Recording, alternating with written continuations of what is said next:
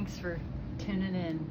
My name's Michelle, and the entire reason that I'm making these videos is to share my story through stage 3 breast cancer, and a little prior to that, leading up to it, and a little after that. The purpose of making these videos is I hope someone is able to get some information that's helpful to them and know that they're not alone, because it's a tough journey and we all need support through it, and I just wish everyone the best. Thanks for tuning in. Let's get started.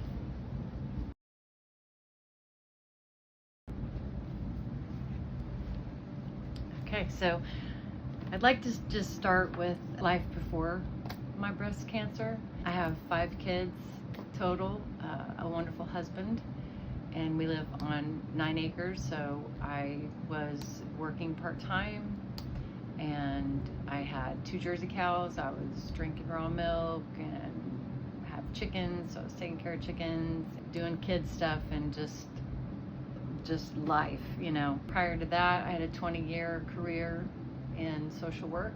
That pretty much all ended in 2015, and that's when my health started going downhill. Social work's pretty stressful if you don't take care of yourself, which is a huge part of my journey with breast cancer, was learning how to take care of myself. First illness I got was gallbladder, so that was a surgery. After the gallbladder, then my mom got sick with cancer, lung cancer, stage 4, and I lost her 8 months later in 2015.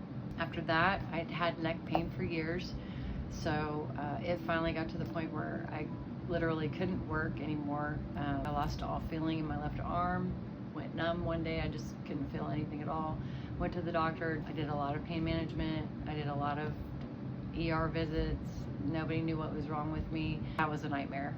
I can't tell you how many times they told me that my pain was not real. And I went finally and got a second opinion, and I have spinal stenosis, so the vertebrae was pushing in on my spinal column, which was causing the pain. And so surgery happened about 3 months later. It took me about 3 years to recover from that surgery, and I think also the loss of my mother and the loss of my career. It was a very difficult time for me and my family. On the upswing of that, I did start learning about health, because I was also diagnosed with hypothyroidism and Hashimoto's autoimmune disease, all kind of at the same time. So I found Mark Ryan, Healing Hashimoto's, and I found Elizabeth Wentz, and they're all still out there on the internet. I started learning a lot about diet and just how to take care of myself. I learned that you can get Hashimoto's in remission. I started taking a lot of supplements, being extremely careful with my diet, no sugar. I quit sugar for 2 years. I felt like, you know, I carried this through. I cheated every once in a while, but I carried this through with me, and I finally was able to go back to work. Was working part-time, about 3.5 years. I really enjoyed working. It was gas station work and a feed store for a few months. It didn't feel hard because I wasn't responsible for as much as I was in my social work career. So that was nice. I enjoyed that. And then my dad got sick. He got sick and passed away on 7/11 of 2024. And I was diagnosed with breast cancer in May of 2025. I went to work the day after my dad's celebration of life. I was with my mom and my dad by their side. They were both on hospice. My dad lasted about 4 days, I think, and my mom only lasted like 4 to 8 hours. So those emotional experiences, I feel like, were not processed correctly. They were shoved. So I had a lot of sadness and anger and resentment and just despair. And I believe with all my heart that our emotional state has a lot to do with our physical state. It's tied. We're made of energy, and it flows or it doesn't flow.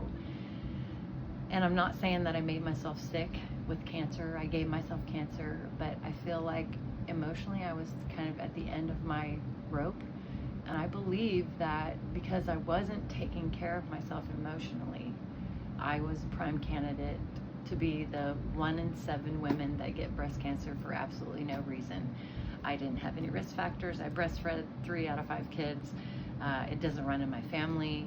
So basically I learned from my oncologist, or the oncologist that I went to, that 1 in every 7 women gets breast cancer, which blew my mind because I didn't know the numbers were that high. So I'm sorry if you're one of those 1 in 7 like I was, because it literally blew me away. I missed 1 mammogram because I was helping my dad in Florida, flying back and forth from where I live. So I blew it off that year. I didn't think anything of it, and then bam. I hope everyone has a great day, and see you on the next video.